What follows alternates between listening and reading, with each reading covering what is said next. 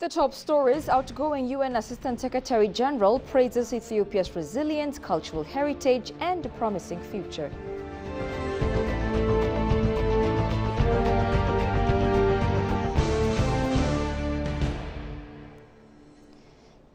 And Ethiopia's new special economic zone proclamation spurs investment growth in Dirredawa city.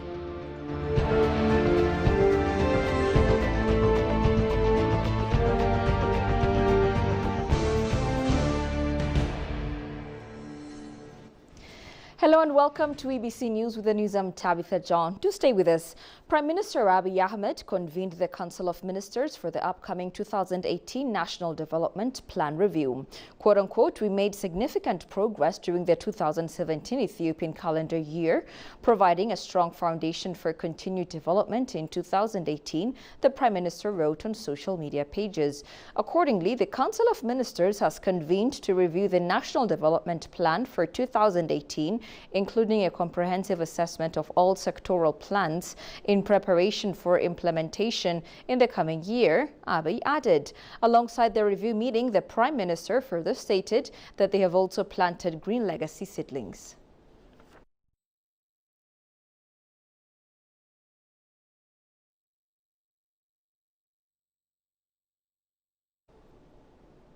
The 25th Horn of Africa Initiative Finance Ministers meeting was held on July 14, 2025 at the African Development Bank headquarters in Nairobi, focusing on advancing digital connectivity in the region. Ethiopia State Minister of Finance Eyob Tekaling highlighted the country's strong progress under the 2023 Digital Integration and Policy Matrix. He outlined key reforms including telecom liberalization, new data protection and cybersecurity laws, expanded fiber networks and the registration of over 19 million citizens under the digital ID system. Eyob also noted the rapid growth of mobile money with over 54 million Telebirr users and transactions exceeding 4.6 trillion birr. He emphasized regional energy connectivity and thanked development partners for their continued support.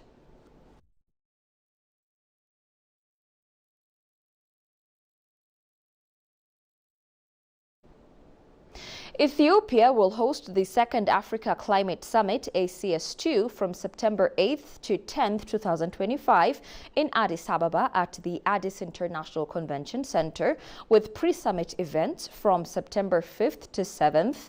Convened by the African Union Commission, the summit will focus on promoting nature-based and technological solutions to enhance climate resilience and shift from aid to investment in local innovation.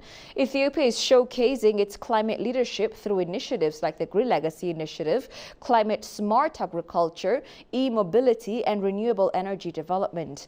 At a recent consultation forum, State Minister of Planning and Development Seyu Mekonnen emphasized the country's commitment to building a climate resilient economy and called on development partners and civil society to support the summit's success. The event will highlight Africa's role in global climate solutions and provide a platform for sharing practical green policies and innovations.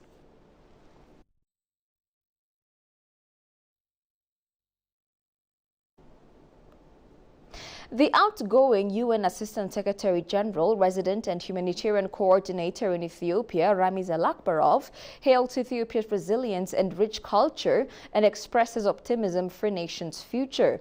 Talking to EBC World Addis Dialogue, the outgoing UN official highlights his achievements during his tenure in addressing humanitarian needs, creating job opportunities, and promoting climate change mitigation, among others. Shagao Yamato has the following story.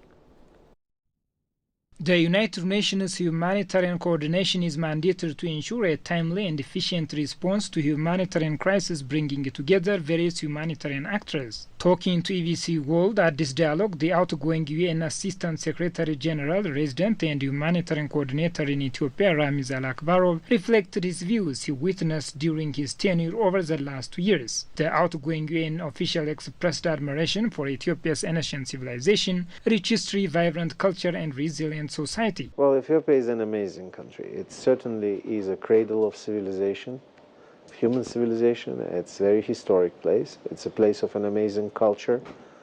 and very vibrant society. I would say very resilient society.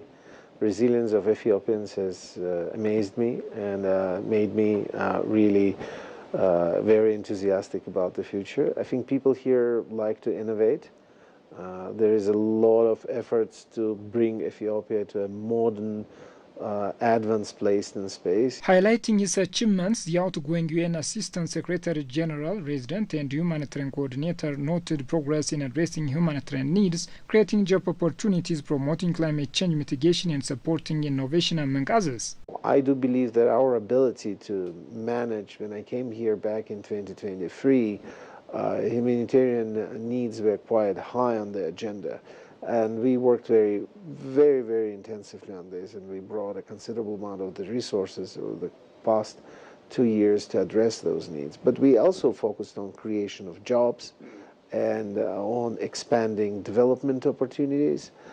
We focused a lot on the digital space and innovation. We worked closely with the Digital ID, and they're quite essential in launching of the MESOP program, which is also a very innovative program here. We worked a lot on climate adaptation. Al-Akbarov also acknowledged the formidable challenges he faced during his tenure and noted that he navigated them all. First and foremost, there was a challenge of the resources. I mentioned it. The resources became less. So we had to work in a difficult environment with less resources, and doing more with less is actually not possible. So we had to prioritize. So for me, constant struggle is to bring the resources to the country and make sure that they serve the long-term needs and they address the underlying causes of the issues we face. But that's not all about it. Another issue which I faced here was the lack of coherence between various stakeholders, even within the UN. Making sure that we have more joint work and joint programs has been a challenge. Looking forward, the recently launched new 5-year partnership with Ethiopia is a transformative strategy to achieve the UN SDGs 2030 anticipated. One of the important things for us at the UN was to address the humanitarian needs in the country on the one hand, and to make sure that we do humanitarian with greater focus also on development and recovery needs. In that respect, I believe our new 5-year partnership plan with the people of Ethiopia, the government of Ethiopia, with Ethiopian civil society, our partnership framework, is a very interesting, transformative strategy which will take us for the next 5 years towards the horizon of the Agenda 2030. As part of its ongoing development efforts, Ethiopia is hosting a series of high-level international conferences. Among them is the UN Food System Stocktaking Summit, is set to take place at the end of this month in Addis Ababa. And finally, Ethiopia's recently implemented Special Economic Zone proclamation has increased the number and quality of investment in the Redoa Multi-Purpose Special Economic Zone, said Ahmed Rashid, General Manager of the Economic Zone. Among the attractive incentive packages, according to Ahmed, is 100% use of foreign currency by the investors. Suntayo Tamrat has the following report.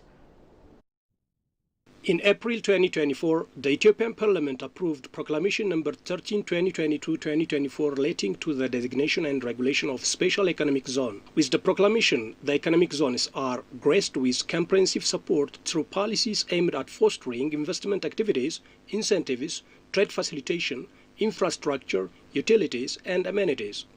The proclamation introduces an array of incentives in addition to the standard existing investment incentives, comprising customs exemption, zero-rate VAT for goods and services transported into the zones, among others. The translation of the Special Economic Zone proclamation has brought tangible changes in a few months. The Redoa Multi-Purpose Special Economic Zone General Manager Ahmed Rashid told EBC World. Redoa Multi-Purpose Special Economic Zone has been operational for the past 3 months. We could accomplish tangible undertakings following the implementation of the Special Economic Zone Proclamation number 1322/202.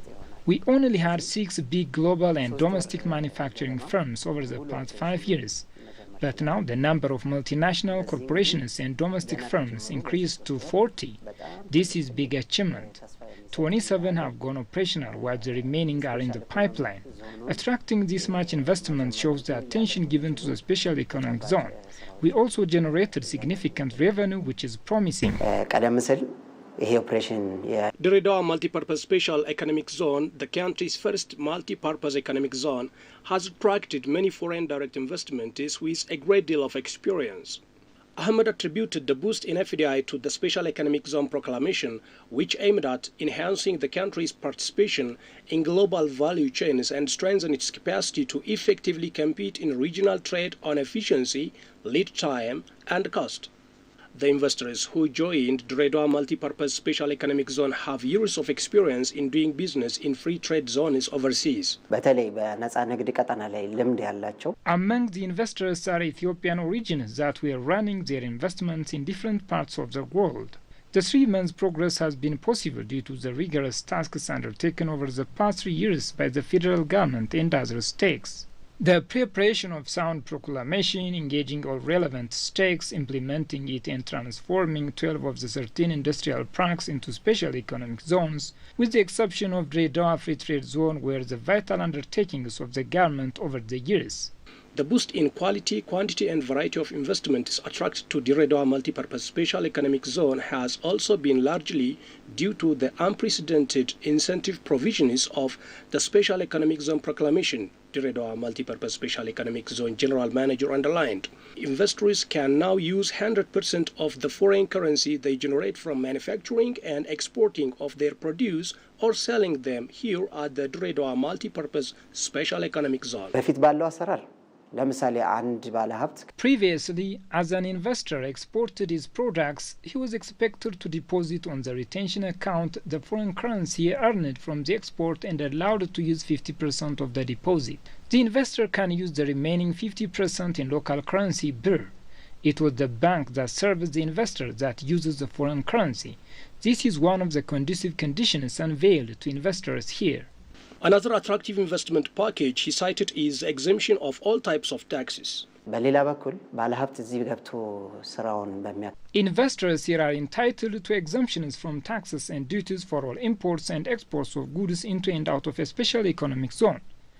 They will also have zero-rated VAT treatment and exemptions from other indirect taxes for all goods and services entering a Dredwa Multipurpose Special Economic Zone. The Ethiopian Investment Commission says the country's Special Economic Zone development program is driven by its desire to create export-oriented, sector-specialized, vertically integrated and sustainable industries. So far, the government has built 16 special economic zones and over 300 companies are now operating in them. You're watching EBC. A quick reminder of the top stories. Outgoing UN Assistant Secretary General praises Ethiopia's resilience, cultural heritage and promising future.